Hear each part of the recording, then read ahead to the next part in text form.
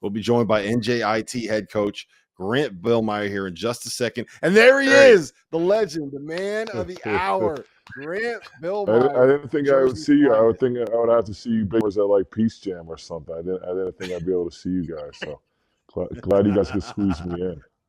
Likewise. Well, listen, likewise. Grant, to be honest, the only reason that we did this deal where we partnered with the America East was to make sure that we were able to sit here and talk to you for the next 15 minutes. That's why we got this deal done, man. It must be an off day for UConn down, so that's it. You must have cleared your. You must have checked with the UConn staff. You know, I know you got the UConn shirt on underneath, and so I'm glad Hurley doesn't return his texts or calls anymore. I think he's going to file a restraining order against us. That's some good stuff. All right, let's talk about your team, Grant. Tariq Francis, America East Rookie of the Year. He's coming back. How important was it to get this guy, your guard, your star, your freshman, to come back for another season? Huge. I mean, I think the biggest thing at our level is, you know, we have a hard time getting transfers. So, you know, we're going to do it the old school way. We're going to bring in a lot of freshmen, and the thing for us going forward is going to be, you know, player retention. The fact that he did have success, you know, was one of the top scorers in the America East. You know, had 31 Vermont in a win at 26 UMass Lowell, the two top teams. There would definitely have been opportunities for him out there, but you know, he comes from a grounded family that understood. You know, the kind of last spring of his high school, you know, they were looking for a high school, they were looking for an AU team. We gave him an opportunity, and they also were in the family that first sign of success, they're going to run for something bigger, and they understand, you know, he's got a lot of things he's got to work on. So it was huge for me and obviously for the program to get a guy that, you know, had success and that has played in, you know, 27 games or how many games we played in last year to return. Hey, Grant, if I didn't know better, looking at your 3-point percentage last season, I would think that you would have played on this team last year. How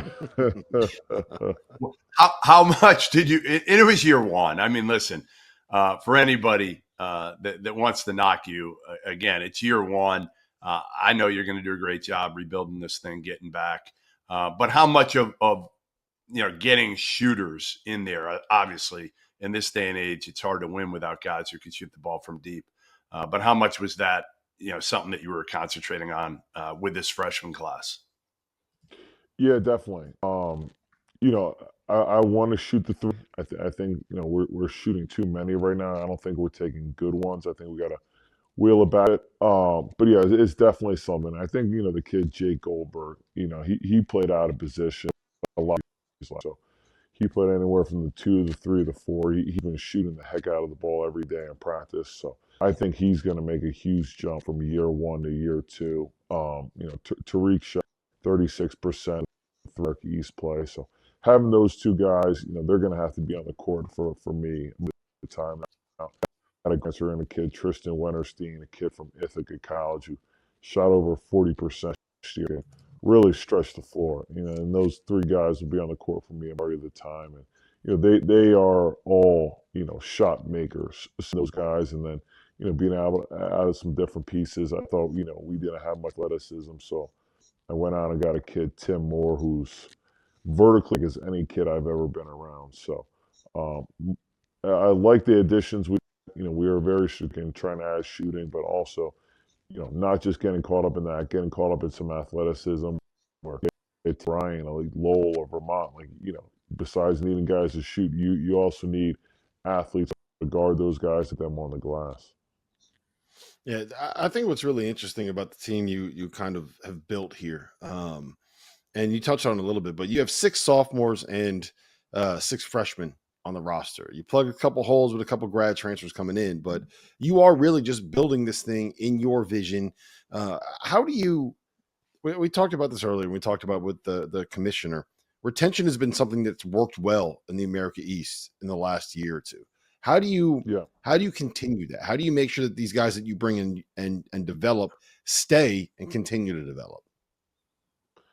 You know, Rob, I wish I had the answer for that. I don't.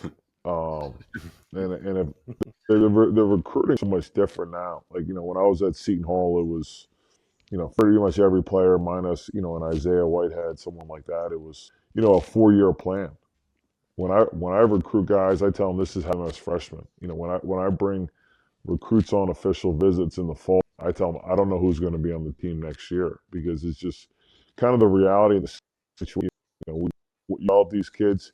You want to see them grow up from freshmen and walk them out and have material from the coaches, the players, the family, and really say we remember you as a 17-year-old kid, us, and we've seen you grow into this young man. But unfortunately, the reality is if guys can level up and go somewhere and um, I think it's going to be very hard to keep them here. The reality of the situation.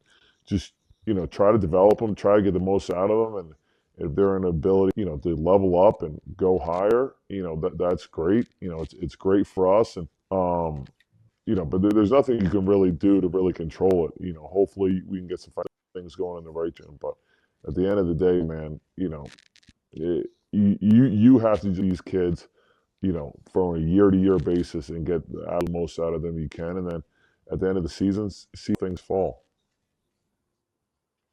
December 4th, Grant. Have you circled it on your calendar? Not, every game, is a huge task.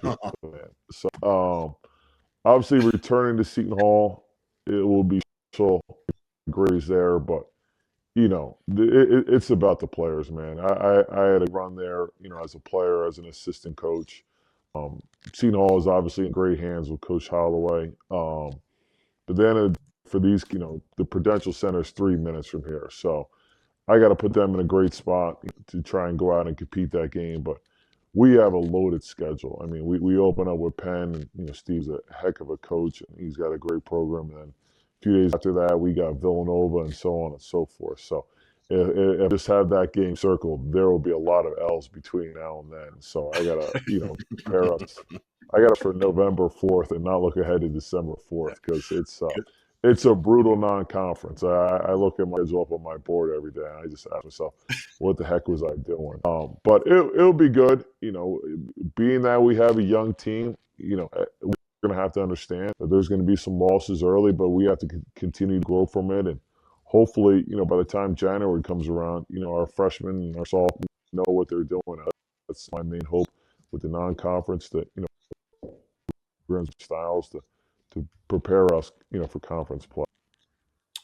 So I made fun of your team's 3-point shooting earlier. I think you guys ranked 335th last year in 3-point percentage. I look back at your career stats, Grant. You did attempt 1 3 in your career, your junior year. The only time you shot, my guess is either shot clock was running down or it was like a heave from half. What was it? Yeah, shot clock was winding down. I think we're up. I let it fly. had I made one, I would have made the argument that I'm 2% from 3, and I would definitely would more. Yeah, I was an elbow to an in guy, Jeff. Did it hit the rim? It did. Yeah, it definitely hit the rim. I've done a lot of that. I've hit the rim a lot in my basketball playing days. I do want to ask you about the transfers that you brought in. You brought in the guy from Benedict, D2 transfer, and a guy from Ithaca, D3 transfer. How do you help them adjust to the Division I level? Because that's a step up in terms of competition. It's a step up in terms of attention that they're going to be getting. It's a step up in terms of athleticism. What do you do to help them make that transition to NJIT? Yeah, the biggest thing is, I try to make my practices very competitive. Really try to play at a fast pace. Just kind of get them acclimated to what the game speeds are going to be. We try to watch a ton of film with these guys. We're gonna, after practice today, probably gonna watch the first half of our scrimmage against Marist and just show these guys the differences and starting to get away with. Shot goes up at the Division 2, Division 3 level. You run to the rim and rebounding. You're the biggest guy and you're as athletic as everyone. But at this level, everyone has your speed and athleticism, and if you don't do the little things, you're going to be in trouble because stuff like that has to translate to this level. What have you challenged Tariq with to get? I mean, he had such a good year last year, but again, everybody talks about that freshman to sophomore jump. Where does he have to make that? I just think overall, point percentage, very point percentage for us. We probably would be dead last in the NC if it weren't for him. Um, Making better twos, being more efficient around the rim, getting his assist up, on ball defense. So there's certainly a lot of areas. He did a lot of really good things for us, but there's certainly a lot of areas he's improved for himself and as well for this team to have team success. All right, the other two sophomores I wanted to ask you about, Sebastian and Levi. They say, granted, the best thing about freshmen is that they become sophomores, right? Where are you Absolutely kind of expecting a breakout from those two? Where do you want to see them improve? And if they can get up to the point where I think it was Levi was an all A-East rookie, right? If you can get Yeah. those guys close to that all conference level, what does that do for your program? Oh, that would do tremendous wonders. Sebastian and Tariq, they were both my point guards last year. Sebastian played very well non-conference. I think our first win of the season, he had 25 against Delaware State. He had some really good non-conference games.